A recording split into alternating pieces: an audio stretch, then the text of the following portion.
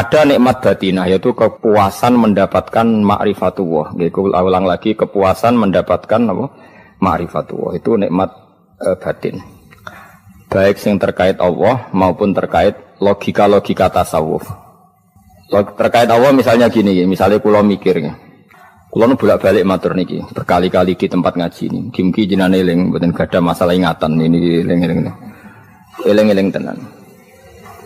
Wong nak soleh, ya soleh, soleh.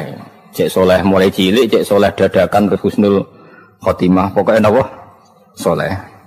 Niku nak mati, niku bumi ku nangis. Nangise bumi ku kekurangan utawi kalong wong sing sujud ning ndekne. Ya Allah Gusti, biasane wonten tiyang niku sujud teng nggen kula, dia berperilaku baik teng nggen kula, sakniki tiyang niku mun jenengan ambil nangis bumi.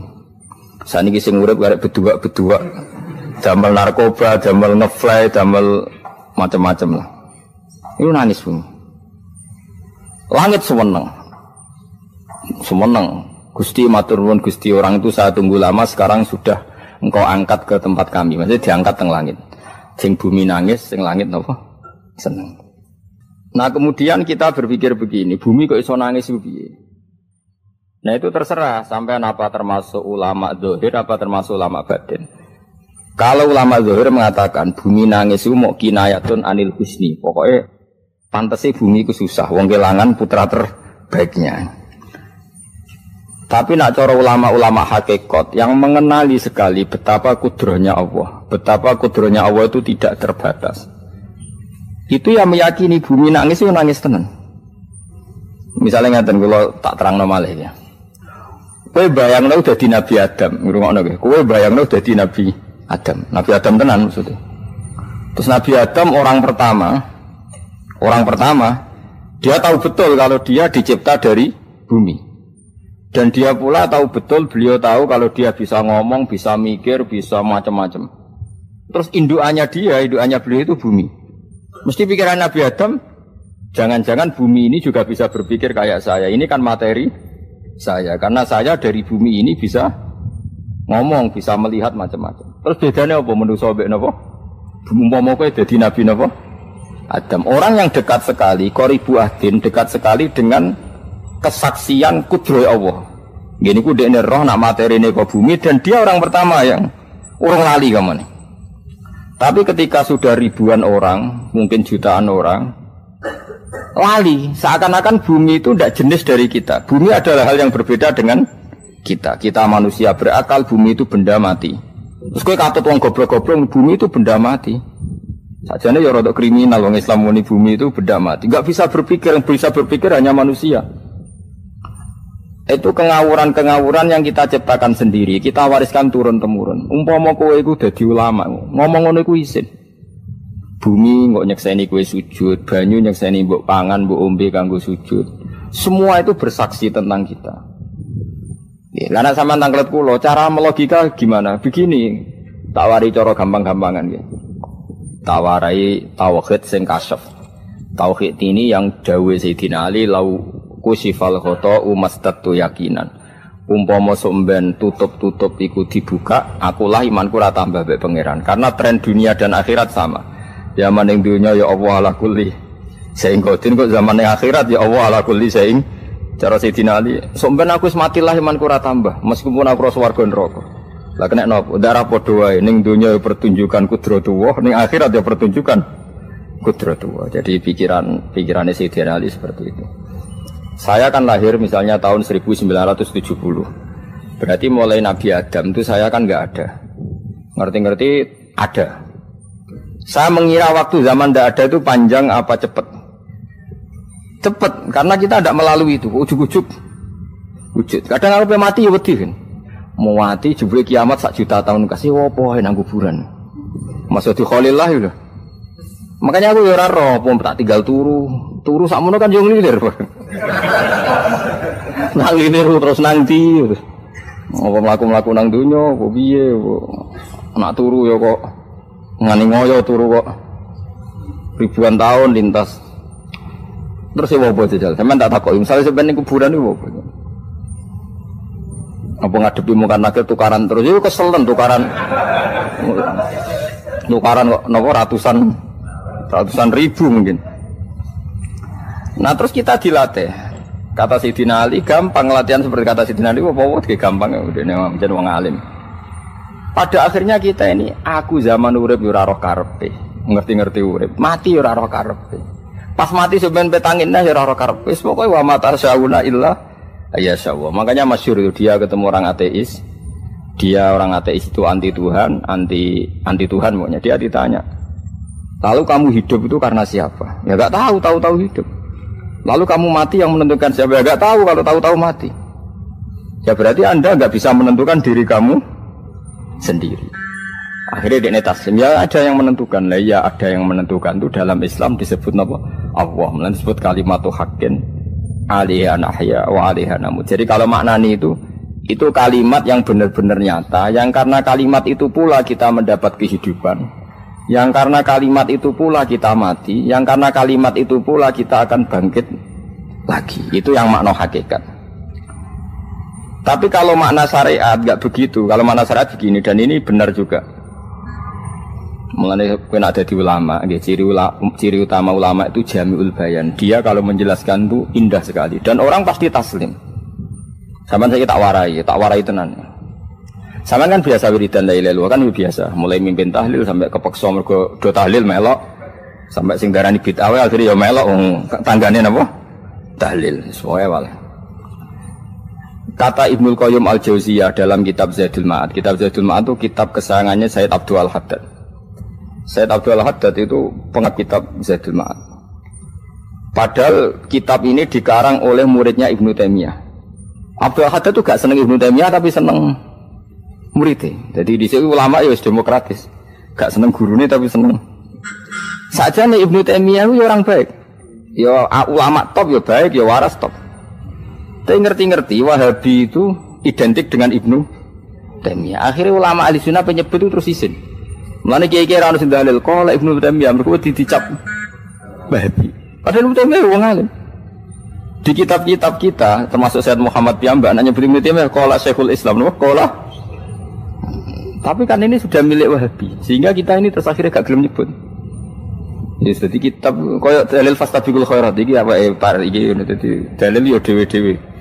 Wah parah tenan wong-wong. Dulu saya melihat orang enggak kunut itu ya biasa. Mergo saya sebagai wong alim ngerti iku madzhab Abu Hanifah. Saiki nek ra kunut Muhammadiyah. Kita ini sebetulnya ahli ilmi enggak tahu kunut itu madzhabnya siapa kita. Itu madzhabnya Abu Hanifah, yang kunut madzhab Syafi'i. Tapi tahu-tahu iki madzhab NU, iki madzhab Muhammad. Mana ada orang-orang ini bisa punya madzhab? Ngalime sepiro nganti dadi nopo? Madzhab. Tapi wis dadi bahasa, wis dadi nopo? Wajo kabeh jane. Mas repot-repot. Tak warai iki. Sampeyan ben nglafadzno la ilaha illallah iku keren ya. Keren tenan mboten keren-keren. Ngendikane Ibnu Qayyim Al-Jauziyah itu gini. Min asliha khuliqatil jannah wa min asliha khuliqatin nar. Terus wa min asliha khuliqatid dunya wa min asliha bu'isatir rasul.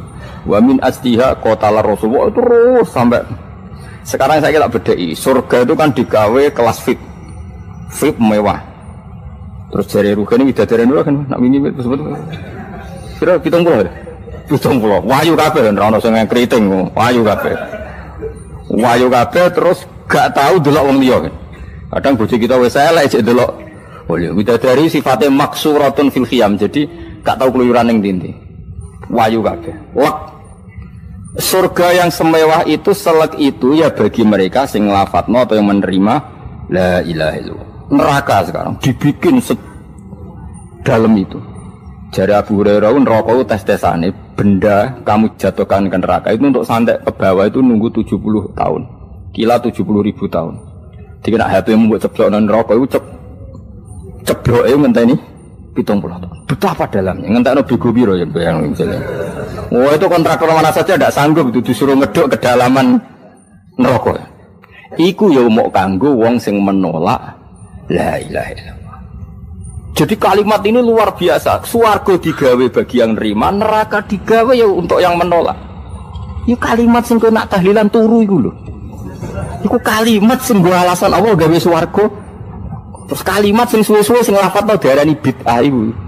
Itu kalimat sesakral ini nasibnya akhir zaman iku entek. Gara-gara dilafadzno tahlilan tersangka jadi apa? bid'ah. Dulu kalimat yang dipuja-puja penyebab surga dan neraka. Saiki kalimat itu tersangka. Mau perkara napa? Bid'ah.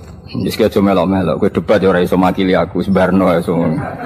Kok kowe terusno kok dalan tok. Dah. Berarti la ilaha illallah itu kalimat yang surga dibikin karena itu, neraka dibikin ya karena itu. Kemudian Allah punya sunnah, lalu butuh pelatihan. Dikasihlah Allah gawe bumi. Piye-piye manusia butuh latihan, dibikinlah bumi. Dan ini latihan ikrar la ilaha illallah dengan sadar, dibikinlah bumi, liyabluwakum terus dites. Wes digawe bumi, ono makanan, ono minuman, ono wong wayah, ono pegatan macam-macam, ono diutang wis mbulet macam-macam. Gue ngetes, eling la ilaha apa eling utangi, eling la ilaha apa eling kasuse, pokoknya dites. Karena enggak fair kalau Allah bikin itu kemudian enggak dites. Dibikinlah darul imtihan. Dunia itu bahasa Arabnya darul imtihan. Tempat tes-tesan, imtihan mana apa? Tes, liyabluwakum diuji. Wes diuji kita hidup. Artinya kita dihidupkannya pun oleh Allah demi tes-tesan la ilaha itu disebut kalimatu haqqin 'alaiha. Nah, ya sebenarnya kita hidup pun ini untuk dites. Pada akhirnya la ilaha illallah apa enggak? Paham ya? Terus dites. Allah itu juga secara hukum itu kan enggak fair, dites kok enggak punya pemandu. Dibikinlah Rasul, diutuslah para Rasul untuk pemandu. Tes itu kan butuh seru. Mak pemandu tok ora ono musuhe kan enggak seru, dibikinlah setan. Sadane sebagian kita sudah setan tapi ini ben seru. Lho ndak setan kan minal jinnati wan nas, mangsamu setan sopo. Baik setan minal jinnati wan nas. Jadi kena muni auzubillahi minasyaitonir rajim terjemahane berlindung Allah dari saya sendiri ya Allah itu. Lho itu kalau lama dulu biasa auzubillahi min syururi anfusina wa min sayyiati a'malina. Sebenarnya kita berlindung hanya dari setan yang jauh, iblis itu enggak. Ya setan diri kamu sendiri, min syururi anfusina, dari kejelekan diri kita. Ngomongnya do ujug, soalnya setan tuh makhluk gaib sing piye. Lah kowe ku sapa? Nganti kowe maksiat terus mergo akrab klop, roh mbek setan ku klop, mulai terus maksiat. Dah. Allah ngutus pemandu yang ngecul setan ben fair. Napa? Fair. Jadi semua darul ibtila ini juga demi kalimat. Nah, makanya disebut kalimatu haqqin sing 'alaiha nahya. Kita hidup ya demi mendapatkan kalimat itu. Kita mati nanti ya demi kalimat itu, artinya mati ke neraka ya karena kalimat itu kita menolak atau mengabaikan. Masuk surga ya karena kalimat itu kita hormat, kita benar dalam memperlakukan kalimat itu. Berarti 'alaiha nahya wa 'alaiha nam. Terus wa 'alaiha nub'as karuan, kalau kamu termasuk minal aminin ya nub'as minas solihin, kalau minal kafirin ya nub'as minaz zalimin. Tapi semua desain dunia ini hanya demi kalimat la ilaha illallah Muhammadur Rasulullah. Nah ini kan penting. Bagaimana mungkin kemudian kalimat sesakral ini, sehebat ini, kemudian ada orang tahlil kamu tidur. Kok iso kula janggal kok iso ana wong turu. Misalnya kayak mangkel, kalau mangkel sing mimpin Gus, wira barbar. Bagaimana mungkin kalimat yang menyelamatkan Anda kemudian Anda anggap problem? Elek gak? Apalagi kamu anggap ini bid'ah. Nak cara kula oke lah, ndongakno mayit itu gak ono tuntunan Nabi. Tahlilan gak ono tuntunan. Tapi wis muni tok kono tok. Artinya muni tok kono tok ora usah nyerang kalimah, enak kalimah tetap kalimah thayyib. Soal kowe ora seneng sing tahlil, uga tiga profesi lah iku wonge wae gedhinge aja geman. Ya saya misalnya, saya kadang enggak cocok sama mubalek karena kadang profesi. Tapi saya tidak pernah anti pengajian bagaimana itu membawa syiar Islam. Tapi kalau mubalek kadang ora seneng, kadang takon entuk piro. Bareng sangoni sithik kok sumpah mek transportasi ini. Lah ngono kok mbok senengi iku piye? Tapi kita terus gedeng keliru ku sing gawa syiar Islam. Mana ada pengajian didengar orang banyak tanpa mubalek? Gak iso. Ini iso melepukno barang-barang ra penting dadi penting iso. Lah cara guruku teng sareng yang ape melepuk kanggo panggung barang perkara. Tapi kadang ya benar. Yang namanya mudin mubalek ya itu bisa benar bisa salah, tapi kamu enggak boleh gedeng kalimatnya. Pilih kalimat itu kalimat hak. Nah, ini penting kula utarakan. Sehingga zaman Nabi Sugeng ini rungokno tenan ngaji kula. Zaman Nabi Sugeng ada sahabat namanya itu Usamah bin Zaid. Ini sahabat kesayangannya Nabi, hibbu Rasulillah. Usama itu diutus Nabi perang. Ini dengerin ya, diutus perang. Pas perang itu si kafir tadi menggal temannya. Ada yang tangannya putus, kakinya putus. Wah, seorang kafir ini sudah luar biasa. Bacok sana, bacok sini. Ketika terdesak oleh pasukan Usama, kebetulan Usama ini cakap ya, sama beberapa temannya orang Ansor. Orang kafir yang sudah kotoa arjulana wa kotoa aidiana, dia pas terdesak bilang la ilaha illallah. Terus sama Usama tetap ditusuk, dibunuh karena dia berpikir ini qolaha muta'awwidzan, dia melafadzkan kalimat itu hanya berlindung dari pembunuhan. Setelah dilaporkan Nabi itu marah besar. Nabi ngendikan kaifa anta ya Usama bila ilaha illallah idza ja'at bika yaumal qiyamah. Kowe nek ditakoki la ilaha illallah ku piye? Piye-piye wis ngomong la ilaha illallah, tapi sampai ngomong ngoten sakwise ngethoki tangan kula, maksudnya tangan kula tangan kelompok saya, tiga-tiga saya. Nabi tetap jawab kaifa bila ilaha illallah idza ja'at bika yaumal qiyamah. Pokoknya Nabi menyoal terus. Sampai menjadi fatwa ijma'nya fuqaha, siapapun yang melafadzkan la ilaha illallah harus kita terima meskipun qolaha muta'awwidzan, meskipun saat melakukan hanya cara zahir berlindung dari kematian, sehingga kita terima. Orang kafir yang 80 tahun kafir melafadzkan la ilaha illallah 1 menit menjadi mukmin. Sampai ada ayat qulil ladzina kafaru iyantahu yufar lahum ma qad salaf.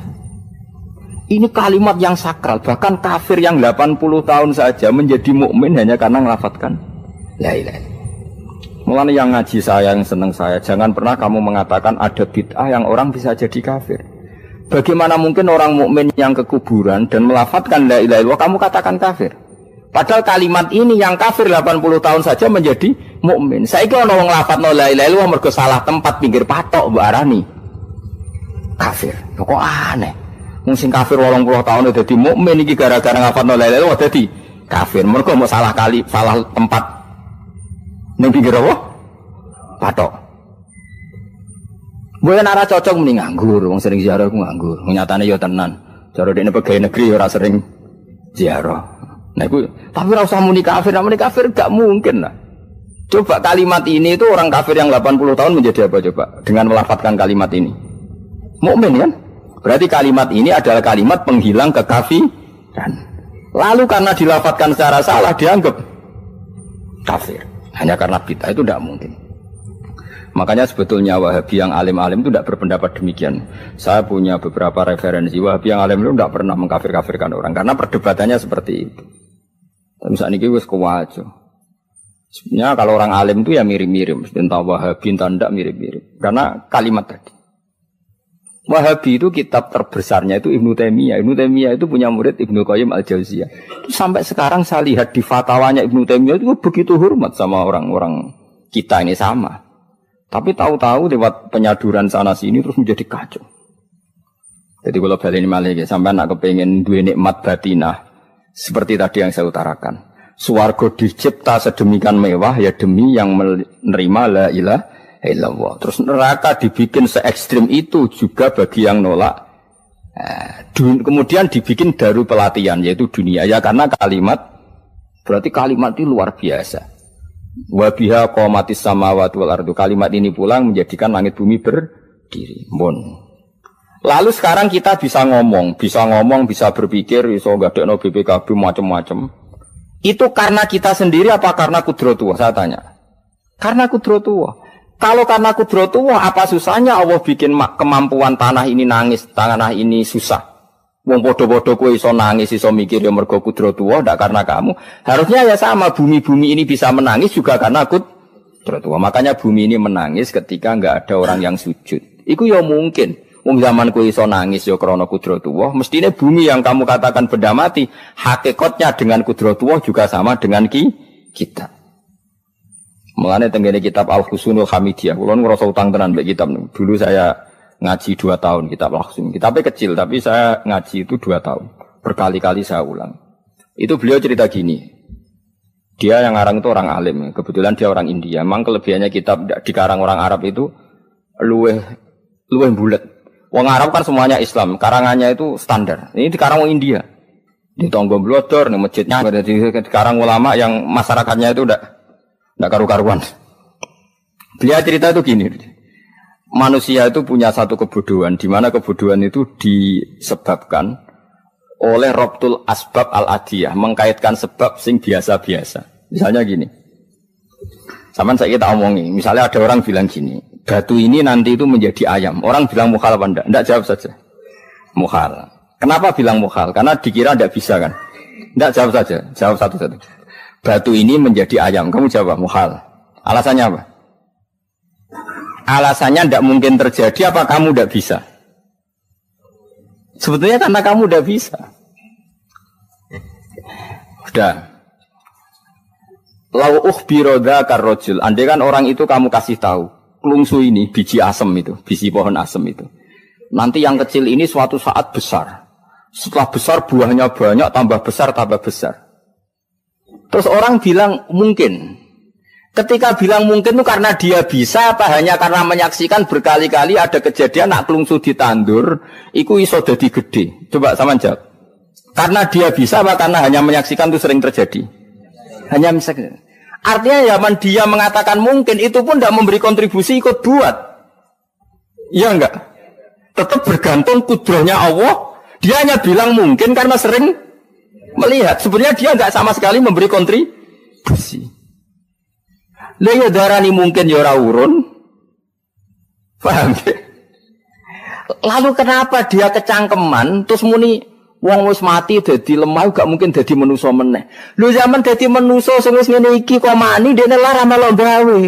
Terus muni mungkin mergo sering terjadi, sering roh, sering bersaksi. Berarti sebetulnya manusia itu pakai ukuran dia mampu tidak mampu apa pakai ukuran bersaksi melihat. Bersaksi. Nah ini kan problem kita sebagai manusia itu problem. Mulane disebut wa kanal insanu zaluman jahula wis goblok aja-aja. Mergo manusia itu nak wis goblok aja-aja. Makanya saya kemarin diminta ngisi di pondok kajen. Kalau sampeyan berdebat sama orang ateis atau orang komunis itu gampang saja. Dilatih begini seperti teorinya Quran. Ya nanti saya teruskan ini tak ulang lagi ya. Saya ulang lagi ya. Andai kan nggak pernah terjadi telur itu jadi ayam, nggak pernah terjadi sama sekali. Telur itu jadi ayam. Terus kamu mengasih tahu orang tadi, telur ini loh nanti jadi hewan yang hidup terus terbang. Mesti dia bilang mukhal, benda mati kok nanti jadi benda hidup yang terbang ngalor ngidul. Berhubung sering terjadi dan dia pun tidak ikut bikin, bilang mungkin. Paham? Saya ulang lagi ya. Berarti dia bilang mungkin karena sering apa? Terjadi dan dia lihat. Andai kan pertama kali gak ada telur sama sekali yang jadi ayam, terus pengalaman pertama di dunia belum pernah terjadi. Kamu kasih tahu telur ini nanti jadi ayam terus terbang. Orang ini bilang mukhal enggak? Mukhal. Berhubung sering terjadi bilang enggak? Nah berarti kita nanti bangkit dari kubur gampang saja bagi Allah. Cuma belum pernah terjadi kamu mengatakan mukhal. Nah makanya otak kita harus dibenahi. Makanya jogeman percaya ambek yang pernah kita lihat, yang sering kita lihat. Percayalah dengan akal, tapi akal waras deh. Karena waras itu serepot tatanannya wangil. Makanya Islam itu melatih. Qul falillahil hujjatul balighah. Misalnya begini ya, dulu kalau Gerwani atau PKI atau siapa sajalah, itu kalau melatih anak-anak TK, makanya seorang ulama harus punya kecakapan penjelasan ibanatul ahkam. Itu anak-anak kecil dilatih. Anak-anak kamu terpejam, mintalah manisan sama Allah. Ya Allah saya minta manisan, saya minta permen.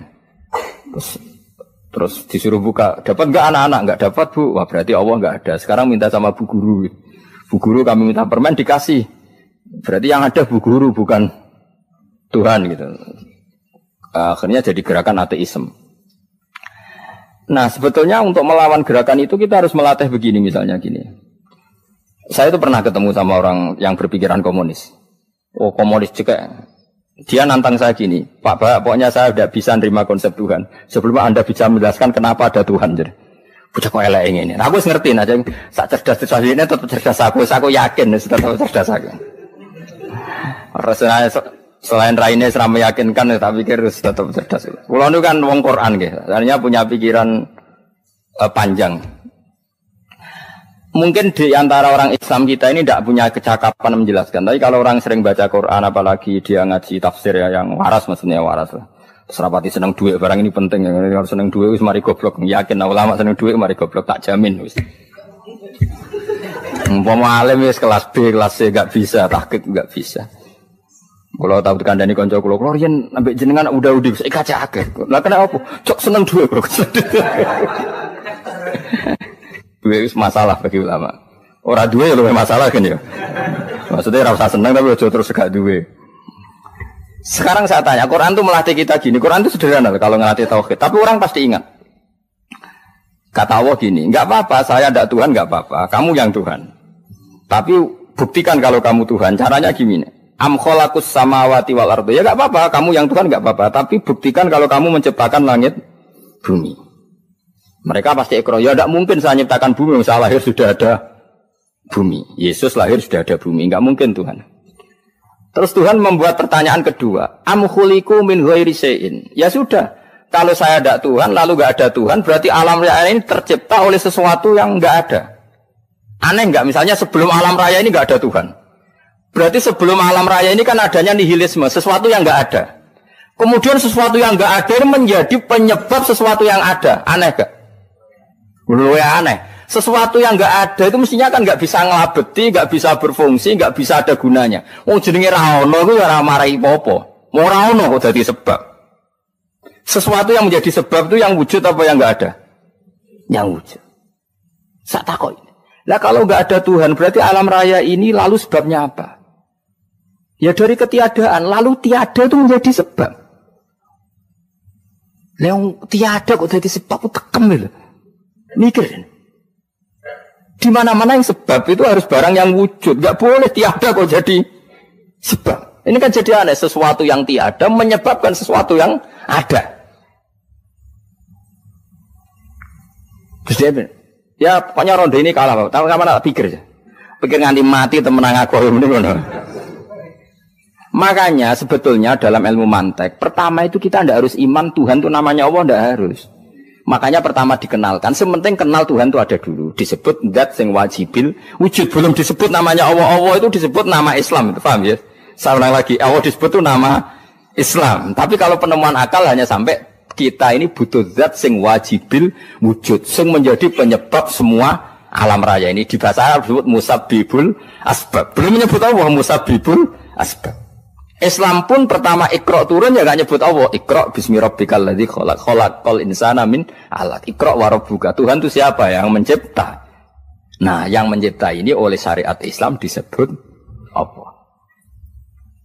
Tapi dalam logika yang penting kowe kenal sik ana musabbibil asbab. Pastikan bahwa alam raya ini yang wujud pasti disebabkan sesuatu yang ada.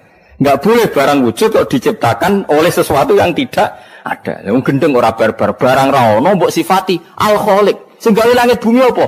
Pencipta. Penciptane apa? Sesuatu yang tidak ada. Kowe ikhlas dutek ngono kowe ikhlas ta ora? Gak kowe ikhlas ta ora dutek ngono kowe ikhlas ta. Kowe gelem dadi bodho niku. Gelem kan? Mboten. Nah, nikmat ngono jenenge nikmat batin. Nah, mulane sing suwenang mbek kalimat la ilaha illallah. Wes ana sing bid'ahnallah iku wong nganggur wis beno sak uni-unine. Tapi kadang memang kita berlebihan. Tahlilan rabar-bar matang puluh dina ini rabar-bar. Muka alasan wis disangoni akeh tahlil sedih lho. Saake penggemar sing keselen sing rantuk sangu ya butuh cepet. Lane cara kula niki penting kula utara nggih. Kowe nek ora cocok tahlilan 40 dina wis ngomong ae kira cocok model harinya. Tapi ki aja menolak kalimat la ilaha illallah iku disifati Kanjeng Nabi kalimat thayyibat. Wong Nabi nyifati thayyibah, kalimat yang suci kok nyifati bid. Soal kira cocok wong sebut. Misalnya kamu bilang saja wong mati wis sangu amale lha apa didongakno barang. Nek kowe pengen ndonga ora usah ndonga. Wis ora usah biasa wae. Kula lah mbok dongakno ya ora seneng. Gak meyakinkan. Karo dene mlebu swarga butuh dongamu ora ono swarga fadhole pangeran apa mbok dongano bareng. Nah tapi kowe donga aku ya seneng. Senenge ya semau lah timbang nyanyi-nyanyi rame-rame sadok donga. Mbok mandi mbok ora pokoke donga. Saya ulang lagi ya. Makanya Quran itu melatih logika sampai seperti itu. Am khalaqus samawati wal ard bal la yuqinun. Sampai terus diulang-ulang. Am khuliqu min ghairi syai'in. Kalau mereka merasa Tuhan enggak apa-apa, tapi buktikan mereka ini wujud sendiri tanpa sebab. Atau begini, kalau mereka tidak tahu sebab pencipta langit bumi, mereka sendiri suruh yakin kalau mereka adalah penciptanya. Am humul khaliqun, enggak apa-apa. Ya tapi masih Abu Jahal gendeng lah, masih Abu Lahab ngawur lah, nak takoki, ya wes pangeran kowe wae sing gawe langit bumi. Penggemarnya saja pasti tertawa. Mosok Abu Lahab darane pencipta langit bumi, wong lahir wae ning bumi. Tapi Quran oleh nggo jawab am khalaqus samawati wal ardo. Apakah mereka menciptakan langit bumi? Bala yukinun, mereka pun tidak pernah yakin. Jadi itu pangeran. Makanya di mana-mana orang alim itu suka debat. Karena pangeran sendiri kalau menjelaskan kebenaran seringnya juga nantang debat. Kata Allah, Qul ara'aytum ma tad'una min dunillah aruni madza khalaqu minal ardi am lahum syirkun fis samawat. Enggak apa-apa mereka Tuhan kata Allah, tapi buktikan zaman langit diciptakan mereka memberi kontribusi apa? Apa urun bego, apa urun cagak, apa piye lah pas aku gawe langit iku dekne urun apa jare am lahum syirkun fis samawat. Misale urun apa lah? Urun tol ta urun apa lah. Itu pangeran. Mereka kan pasti menjawab enggak. Terus itu nih bi kitab biming qoblihada. Kalau kamu nggak percaya Quran sebagai kitab, nggak apa-apa. Tapi buktikan kamu punya kitab tandingan. Nggak, mereka nggak punya juga. Atau gini, nggak usah Quran, ke sakralan. Au atharotim min ilmin, atau kajian ilmiah yang membuktikan bahwa Yesus itu Tuhan, atau yang membuktikan bahwa berhala itu Tuhan. In kuntum shodiqin, nggak apa-apa kalau kamu benar buktikan. Nah itu makanya semua nabi itu punya kecerdasan. Karena tadi nabi kadung nantang itu nih bi kitab biming qoblihada. Au atharatim min ilmin in kuntum shodiqin. Tapi sekarang orang alim soleh itu jarang. Yang ngono anggere wong soleh rapati ngalim, anggere sing alim biasanya rapati soleh. Lah kula termasuk rontok-rontok ya rontok soleh ya rontok, tapi lumayan lah, masih menjaga hujjatullah tadi. Sebab itu ulama dulu mengajarkan Allah itu siapa? Disifati zat sing wajibil wujud. Karena alam ini kadung ada. Kalau alam ini kadung ada, pasti penyebabnya sesuatu yang wujud. Tapi kalau wujudnya mungkin bahaya. Wong sing gawe wae wujude terima mungkin bisa wujud bisa tidak. Makanya dipermanenkan yang gawe alam ini zat sing wajibil wujud. Sing wujudnya wajib. Wajib itu enggak bisa enggak pasti wujud. Nah, terus kita kenal itu namanya khaliq, itu musabbibil asbab, itu khaliqul asya. Lalu oleh Islam zat yang demikian itu disebut Allah. Terus jadi la ilaha illallah. Nah, orang yang bertauhid gini tentu punya kenikmatan batin yang luar biasa. Sehingga saya bayangkan nanti mati yang ngono biasa wae kan. Gusti zaman kula teng donya ora melok ngatur oksigen, ngatur nyawa, apa mati ndak ra ngoten. Mulane jare Sidina Ali, jenengan jemben nak mati tambah pinter apa biasa? Ya biasa wae. Ning bumi yo ndelok kudrohe Allah, kok ning akhirat ndak ra padha wae ndelok kudrohe Allah. Mulane beliau masyhur guyonan beliau lau kusifal ghata mastatu yakinan. Sebenarnya aku nek mukasafah ning akhirat imanku yo ora tambah, ya biasa wae, standar-standar wae. Maksudnya kue ning dunya ujung-ujungnya paling pokok ya menyaksikan kudratullah. Sebenarnya akhirat ujung-ujungnya paling pokok ya delok kudratullah. Ning dunya saiki Allah ya matlubi sing kita cari. Sebenarnya akhirat ya Allah matlubi. Paham ya? Artinya hukum dunia dan akhirat itu sama. Kita di dunia golek ridhanya Allah, ning akhirat ya golek napa? Ridhanya Allah. Lah soal kecil itu, tapi ning akhirat masalah Gus pun rokok masalah, itu utang ditagih yo. Masalah, kere suwi ku lho. Masalah. Ya biasa jenenge makhluk anane masalah. Sing ora oleh di masalah ku pangeran. Pangeran duwe masalah. Biasa wae. Lah makanya kula suwun nggih aja geman gedeng